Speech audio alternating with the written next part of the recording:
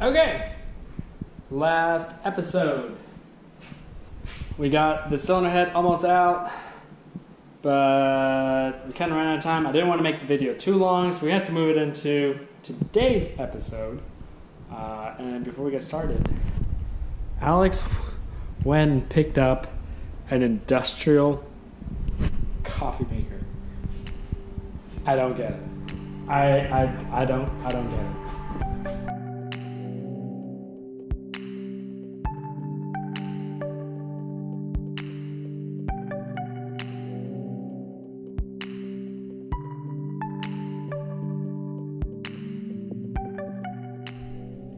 Enough about coffee machines. So this is where we were last time.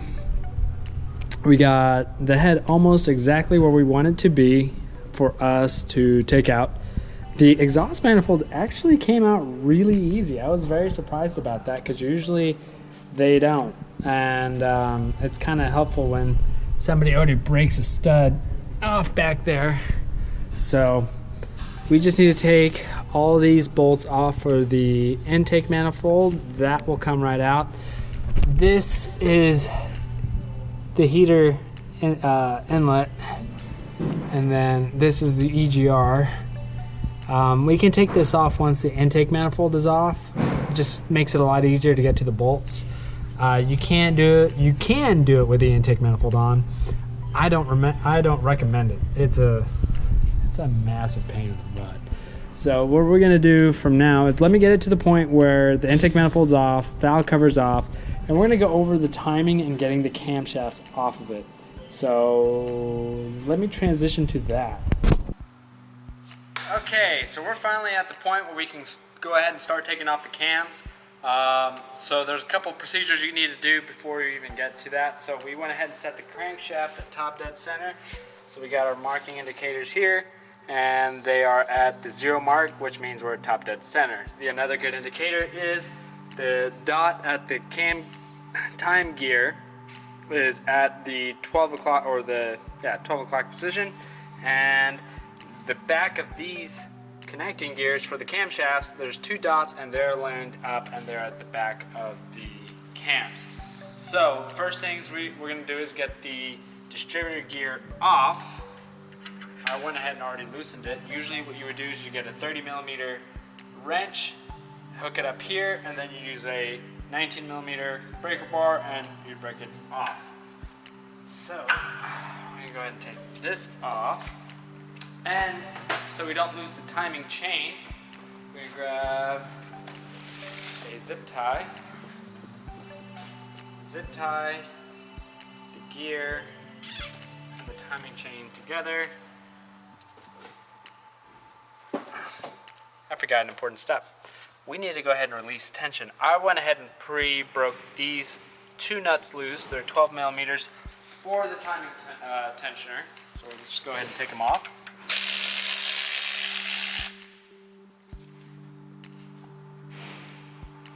Stuck in there.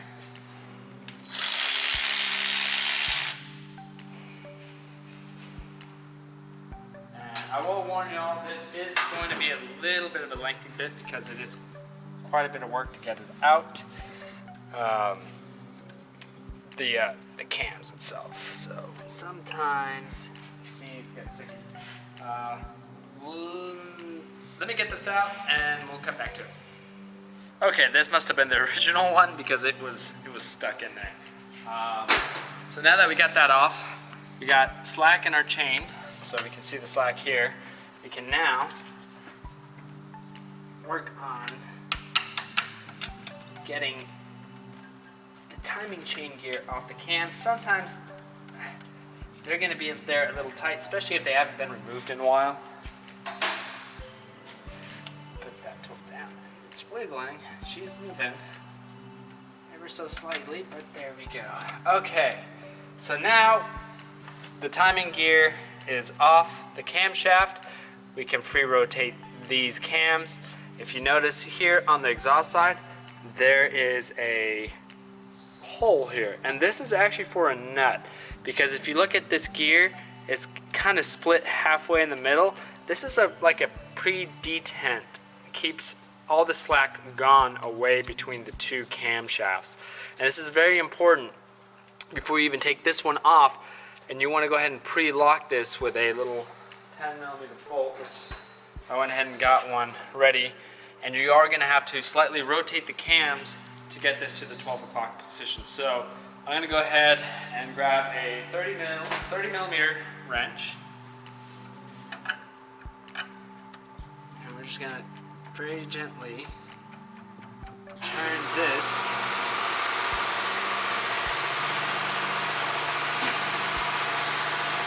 compressor! We'll be right back. After I was so horribly interrupted by the air compressor, let's go ahead and continue removing the exhaust cam. I was gonna go ahead and lock the preload section of this gear, but the holes aren't lining up, and I'm not quite sure if it is due to an improper installation pre-hand or something's going on here. I'm gonna go ahead and set the two back dots here at the back of the cam at the 35-degree angle, and I'm gonna need to turn the cam to get it to that position.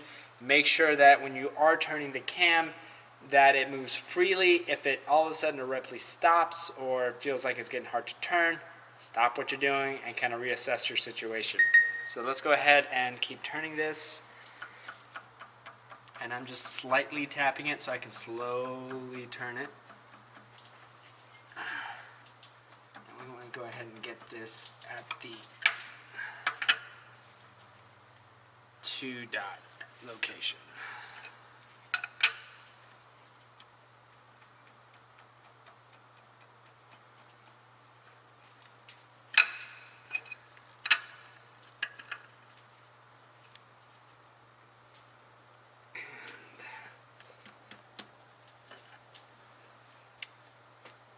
Well, that's not right. Let me get a different tool. Alright, now that I have set the 2 dots at the 35-degree position between the middle of the engagement of the 2 gears, I'm going to go ahead and take the number 1 cap off, and then I'm going to go ahead and take the number 2 cap, the number 7 cap, the number 3 cap, and then the number 5 cap. We're going to go ahead and leave the number 6 cap and the number 4 cap alone, and then we're going to uniformly take those 2 off by wiggling it little by little. The reason for this is that if you go ahead and just randomly start taking caps off, you could bind the camshaft, and it can be at such pressure, because these springs are really strong, that you could ultimately end up damaging the cylinder head, or you could actually break the camshaft in half. I've seen it happen.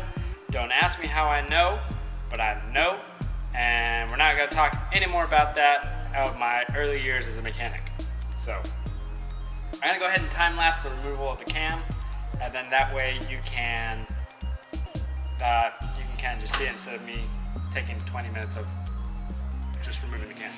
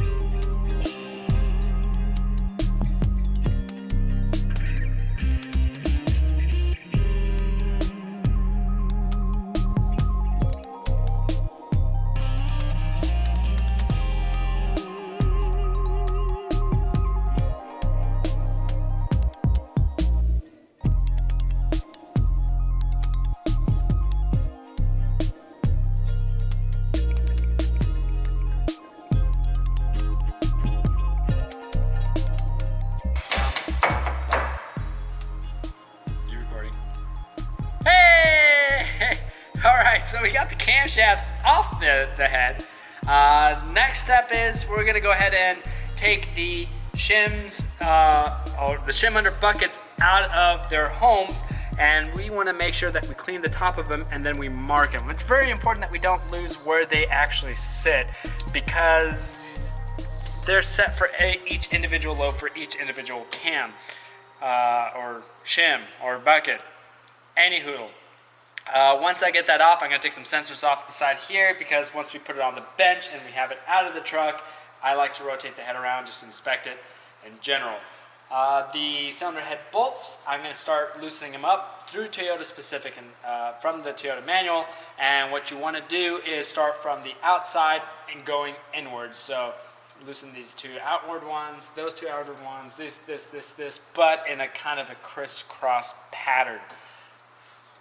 So yeah, let me set up the GoPro. I'm gonna jump in here and let's break these bolts loose and finally get this cylinder head out of the truck. Yeah.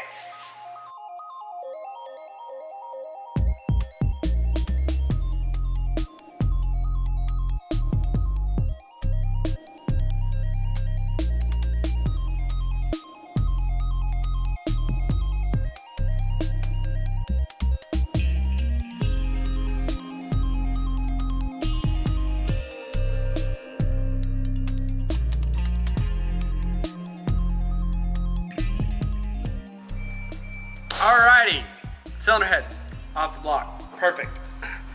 So here's the old head gasket. We look at it right here. We got some darkness right here. This ring's actually pretty weak. Now this could be from us taking the head off the engine, but it does look like we have carbon blow-by here at number cylinder 6 between this coolant jacket right here, which explains why we were having some smoking when it started up, when it was left alone for a while, and then also why we have some oil mixed with coolant within the engine that we found. So let's walk over here real quick and take a look at our head, which still looks to be in really good shape. The journals look fine. There's no scoring or damage or anything like that. The valves, tip this on its side without making a giant mess, look to have normal wear, but I want to look at that number 6 and see if I can see any carbon blow by between those two ports, which I do not. So that might have been just from us pulling the head off the block. But regardless, we did have quite a bit of moisture mixed with the oil. So either it's just sat for a really long time and he finally decided to start getting it running.